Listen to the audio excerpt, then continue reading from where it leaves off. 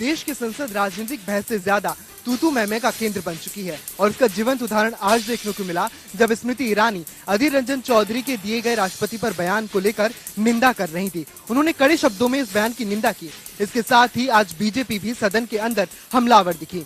वहीं पर हंगामा इतने जोर था कि सदन को स्थगित करना पड़ा।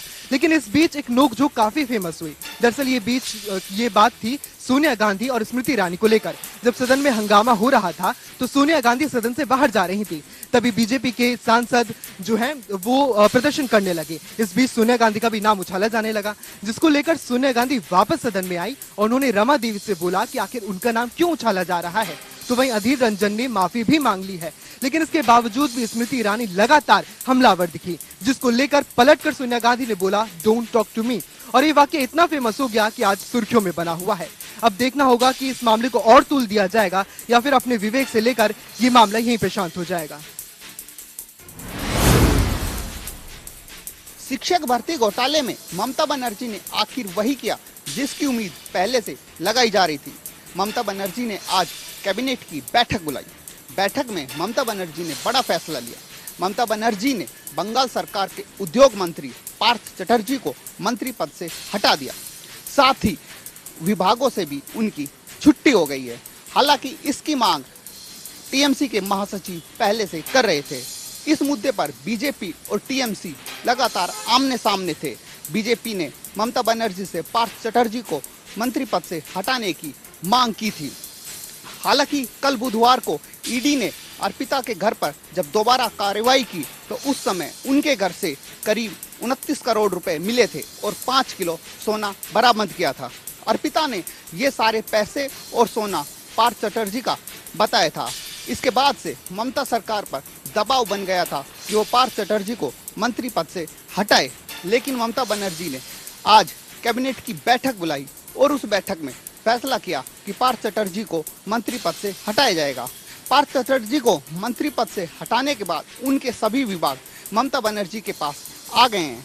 अब आगे बंगाल में सियासत और तेज होने की संभावना है, क्योंकि ईडी के निशाने पर ममता सरकार के और भी मंत्री है जिनके खिलाफ कार्रवाई चल रही है। ऐसे में ये देखना दिलचस्प होगा क्या ममता बनर्जी अन्य मंत्रियों पर जिन पे कार्रवाई होगी उनको लेकर क्या फैसला लेगी।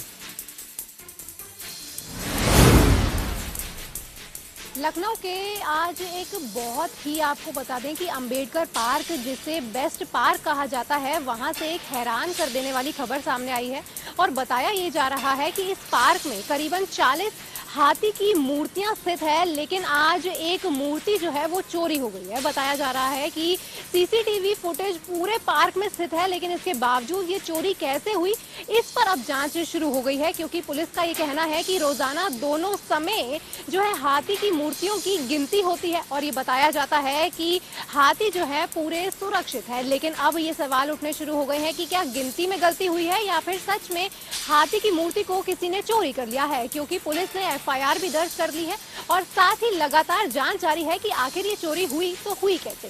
साथ ही आपको बता दें कि 2008 में मायावती सरकार ने ये पार्क बनाकर तैयार किया था और करीबन 700 करोड़ की लागत से ये पार्क बनाया गया है। और आज मायावती ने ट्वीट कर भी ये हैरानी जताई है कि ये बहुत ही चिंताजनक और शर्मिंदगी की बात है कि किस तरह से हाथी की मूर्ति जो है वो चोरी हो गई है। फिलहाल पुलिस जांच में जुटी है और जल्द से जल्द ये पता लगाया जाएगा कि क्या सच में चोरी हुई है और हुई तो हुई कैसे, क्योंकि ये भी बताया जा रहा है कि जहां हाथी की मूर्ति स्थित है वहां केवल सुरक्षा कर्मी ही जा सकते हैं। तो ऐसा कैसे हो सकता है कि कोई और अन्य इंसान या फिर कोई और अन्य शख्स आकर यहाँ पर चोरी कर ले। देश में मंकी पॉक्स के मामले सामने आने के बाद केंद्र सरकार अलर्ट पर है।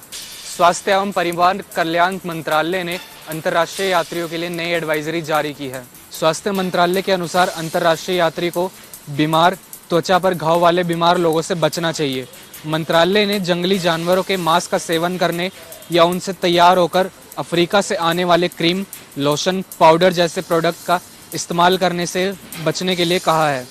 साथ ही जंगली जानवरों से दूरी बनाए रखने के लिए भी कहा है। मंत्रालय ने बीमार लोगों और संक्रमित जानवरों के संपर्क में आई चीज़ों का इस्तेमाल ना करने की सलाह दी है। मंकी पॉक्स का पहला मामला केरल में मिलने पर केरल की स्वास्थ्य मंत्री वीना जॉर्ज ने कहा कि विदेश से राज्य में लौटे एक 35 साल के युवक में मंकी पॉक्स के लक्षण दिखने के बाद उसे अस्पताल में भर्ती कराया गया था और जांच में व्यक्ति में मंकी पॉक्स के संक्रमण की पुष्टि हुई। केंद्र ने भी केरल में एक केंद्रीय टीम भेज दी थी, जिसमें एनसीडीसी, राम मनोहर लोहिया अस्पताल और नई दिल्ली के विशेषज्ञों समेत स्वास्थ्य मंत्रालय के वरिष्ठ अधिकारियों के साथ साथ क्षेत्र के स्वास्थ्य और परिवार कल्याण कार्यालय के भी विशेषज्ञ शामिल हैं। फिलहाल विश्व स्वास्थ्य संगठन के मुताबिक मंकीपॉक्स वायरल जूनोसिस है, जो जानवरों से इंसानों में प्रसारित होने वाला वायरस है, जिसमें चेचक के जैसे लक्षण होते हैं, लेकिन मंकीपॉक्स चेचक से कम गंभीर है। फिलहाल देश में बढ़ते हुए मंकीपॉक्स के मामले को लेकर केंद्र सरकारें और राज्य सरकार पूरी तरह से अलर्ट है। हरियाणा किसान कल्याण प्राधिकरण की बैठक वीरवार को चंडीगढ़ में हरियाणा के मुख्यमंत्री मनोहर लाल की अध्यक्षता में हुई। इस बैठक में हरियाणा के कृषि मंत्री जेपी दलाल और बिजली मंत्री रणजीत सिंह चौटाला भी मौजूद रहे। बैठक में किसानों की आय बढ़ाने के लिए सरकार जो प्रयास कर रही है उन पर चर्चा हुई और इसके साथ ही और ज्यादा बेहतर क्या नीति बनाई जा सकती है, इस पर मंथन किया गया। बैठक के बाद मुख्यमंत्री मनोहर लाल ने कहा कि प्रदेश में सरकार किसानों की आय बढ़ाने और उन्हें समृद्ध बनाने के लिए जो काम कर रही है उन पर चर्चा की गई है। सीएम ने कहा कि किसान कल्याण प्राधिकरण की बैठक में कई कमेटियां गठित करने का फैसला हुआ है। ये कमेटियां जल्द गठित की जाएगी। इसके साथ ही मुख्यमंत्री मनोहर लाल ने कहा कि विपक्ष के पास कोई मुद्दा नहीं है, इसलिए किसानों के मुद्दे पर बेवजह विपक्ष राजनीति कर रहा है। सीएम ने कहा कि प्रदेश सरकार ने किसानों की बेहतरी के लिए कई कार्य किए हैं और सरकार लगातार किसानों के लिए बेहतर नीति बनाकर काम कर रही है। फरीदाबाद में आज स्थानीय निकाय एवं पंचायती राज विधानसभा कमेटी की बैठक कमेटी के चेयरमैन विधायक नरेंद्र गुप्ता की अध्यक्षता में आयोजित की गई। इस मौके पर कांग्रेस के विधायक नीरज शर्मा, भाजपा के विधायक सीमा तिरका समेत तमाम अधिकारीगण मौजूद रहे। इस मौके पर बैठक के बाद तमाम अधिकारियों के साथ कमेटी के सदस्यों ने, जो तमाम विधायक मौजूद थे, उन्होंने सबसे पहले नाहर सिंह स्टेडियम का दौरा किया। इसके अलावा उन्होंने ओल्ड फरीदाबाद में एक नर्सिंग होम व स्कूल की बिल्डिंग का जायजा लिया तथा फरीदाबाद नगर निगम की नवनिर्मित भवन का भी उन्होंने जायजा लिया।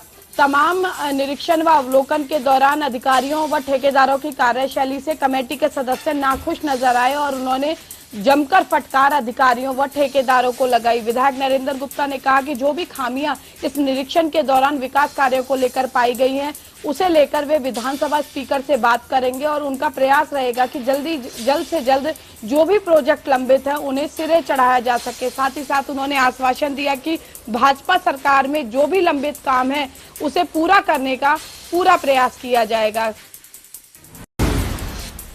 भिवानी में आज सफाई कर्मचारियों ने अपनी मांगों को लेकर के झाड़ू प्रदर्शन किया। शहर में सफाई कर्मचारी झाड़ू लेकर के प्रदर्शन करते हुए निकले। उन्होंने प्रशासन व सरकार के खिलाफ जोरदार नारेबाजी भी की। उनका कहना था कि अपनी विभिन्न मांगों को लेकर के सरकारी कर्मचारी अधिकारियों से मिल चुके हैं, लेकिन उनकी कोई भी मांग को नहीं सुना जा रहा, ना ही कोई उनकी मांग को मानता है। उन्होंने कहा कि अगर उनकी मांग नहीं मानी गई तो 1 से 10 तारीख तक वे लोग सभी सांसदों और विधायकों को अपना ज्ञापन सौंपेंगे। अगर फिर भी उनकी मांग को पूरा नहीं किया गया तो आने वाली 20 अगस्त को रोहतक के अंदर एक रैली का आयोजन के द्वारा किया जाएगा और सरकार के खिलाफ बिगुल फूका जाएगा।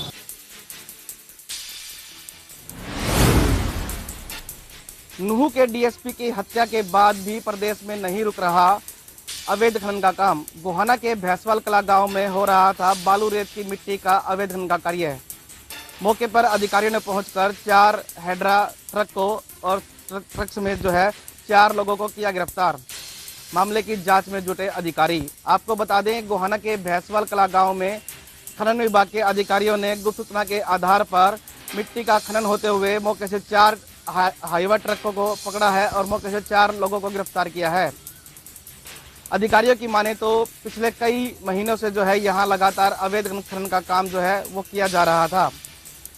जब अधिकारी वहां मौके पर पहुंचे तो जब जो कार्य कर रहे थे ट्रक चालक थे, उनसे जब इस बारे में जानकारी मांगी और पूरे कागजात मांगे तो ट्रक चालक कोई भी कागजात नहीं दिखा सके। जिसके बाद अधिकारियों ने कार्रवाई करते हुए चारों ट्रकों को अपने कब्जे में ले लिया और जो है चारों जो चालक थे उनके खिलाफ कार्रवाई करते हुए पुलिस में शिकायत दी है। उधर अधिकारियों का कहना है कि इन्हें जो है अवैध खनन जो जिस भी कंपनी की ये ट्रक है उस कंपनी को वहां बुलाकर अधिकारियों की जांच की जाएगी और पिछले कितने महीने से यहाँ कार्य किया जा रहा था उसकी भी जांच जो है वो की जाएगी। इसके अलावा चारों ट्रकों को सीज कर दिया गया है और जुर्माना जिस कंपनी के ट्रक हैं उन पर जो है जुर्माना लगाया जाएगा। कहीं ना कहीं नूह के डीएसपी के बाद जो है प्रदेश सरकार और जो खनन विभाग के अधिकारी हैं वो अब सख्त जो है नजर आ रहे हैं, जिसी के चलते जो है गोहाना में ये कार्रवाई हुई है। पुंडरी में प्रधानमंत्री आवास योजना के अंतर्गत राजेश रंगा द्वारा आरटीआई द्वारा एक खुलासा किया गया जिसमें संपन्न लोगों का भी इसको लाभ दिया गया है। संपन्न लोगों का काफ़ी लोगों का इसका लाभ दिया गया है, जबकि पात्र लोगों तक इनका पूरा पैसा नहीं पहुंच रहा। पिछले काफ़ी दिनों से यह मामला तूल पकड़ रहा है। नगर पालिका में पूर्व सचिव द्वारा यह गोलमाल किया गया है जिसकी जांच कराई जानी चाहिए। राजेश रंगा द्वारा कहा गया है कि इसकी जांच करने के बाद जो लोग संपन्न हैं उनसे जो यह दिया गया लाभ वापस दिया जाए और जांच कर उन कर्मचारियों के खिलाफ कार्रवाई की जाए जिन्होंने इस घोटाले में साथ दिया है। रक्षाबंधन के मौके पर राखियों को सुरक्षित और समय पर पहुंचाने की अहम जिम्मेदारी डाक विभाग की होती है, जिसको लेकर विभाग द्वारा पुख्ता बंदोबस्त किए गए हैं। बरसात के मौसम में राखियां खराब ना हो, इसको लेकर विभाग द्वारा वाटर प्रूफ लिफाफों का इंतजाम किया गया है। पिछले साल विभाग द्वारा 18,000 वाटर प्रूफ लिफाफे बेचे गए थे, लेकिन अब की बार लिफाफों की बम्पर डिमांड को देखते हुए विभाग द्वारा 25,000 लिफाफे तैयार करवाए गए हैं। डाक विभाग के अधिकारियों की माने तो ये लिफाफा राखियों के लिए काफ़ी सुरक्षित है और ग्राहकों को केवल 10 रुपये में उपलब्ध करवाया जा रहा है।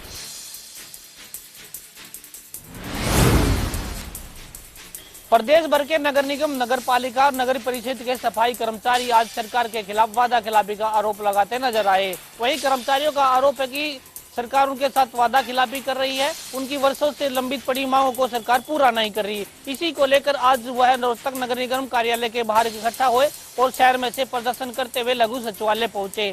लघु सचिवालय में उन्होंने जिला उपायुक्त को मुख्यमंत्री के नाम ज्ञापन दिया। वहीं कर्मचारी संघ हरियाणा के प्रधान संजय बिडलान ने बताया कि सरकार उनके साथ वादा खिलाफी कर रही है और लंबित पड़ी मांगों को लेकर वह कई बार कैबिनेट मंत्री कमल गुप्ता से भी मिल चुके हैं और उन्हें खाली आश्वासन दिया जाता है। उनका कहना है कि सरकार जल्द इन मांगों को पूरा करे, अन्यथा वह बड़ा आंदोलन करने पर मजबूर होंगे। संजय बिडलान ने बताया कि उनकी लंबित पड़ी मांगे कच्चे कर्मचारी को पक्का करे, वेतन विसंगति करे और नियमित भर्ती की जाए और ठेकेदारी प्रथा खत्म की जाए। अन्य मांगों को लेकर वह प्रदर्शन कर रहे हैं। जिला में एक सप्ताह से लगातार मौसम खराब है और बारिश के चलते जिला किन्नौर के नदी नालों में लगातार बाढ़ का सिलसिला जारी है। ऐसे में जिला किन्नौर के सेब के बगीचे व मटर की खेती को लाखों का नुकसान हुआ है। प्रशासन की ओर से लगातार एक सप्ताह से इस नुकसान का आकलन भी किया जा रहा है। आपको बता दें कि जिला किन्नौर में आज भी आसमान में काले बादल छाए हुए हैं और प्रशासन की तरफ से एक अलर्ट भी जारी किया है, जिसमें प्रशासन ने पर्यटकों समेत स्थानीय लोगों को ऊंचाई वाले क्षेत्रों व नदी नालों के आसपास जाने से सख्त मनाही की है। इसके अलावा जिला किन्नौर के जितने भी ब्लैक स्पॉट क्षेत्र है जहां पर भूस्खलन होते हैं, उन क्षेत्रों में भी लोगों को एहतियात बरत कर सफर करने का प्रशासन द्वारा आग्रह किया है। वहीं प्रशासन की ओर से पर्यटकों को ऊंचाई वाले क्षेत्रों में ट्रैकिंग करने से भी सख्त मनाही की है, ताकि पर्यटकों के ट्रैकिंग करते हुए किसी के जानमाल का नुकसान न हो। विधानसभा क्षेत्र में पिछले कल से लगातार बारिश हो रही है। बारिश के कारण जगह जगह पर भूस्खलन, खड्डों नालों में पानी, जैसे आप पीछे देख रहे हैं जिस कस्बा जसूल में जब्बर खड्ड है, इसमें पानी का बहाव देखिए आप। जगह जगह रास्ते अवरुद्ध हुए हैं। किसानों और अधिकतर गांव के लोगों की जो जगह हैं वो बह चुकी है। बारिश से लोगों का आना जाना काफ़ी मुश्किल हो गया है। लोगों को काफ़ी मुश्किलों का सामना करना पड़ रहा है।